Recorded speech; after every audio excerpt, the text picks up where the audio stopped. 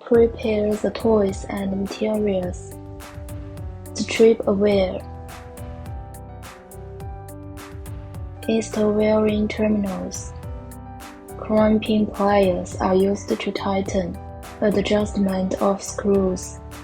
Connect the wire into the hole. Tighten the screws, using the same method as the previous terminal. Thread the wire into the base. Tighten the fixing screws. Thread the wire into the upper shell.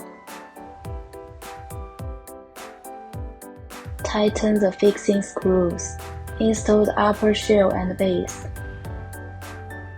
Tighten the lock buckle.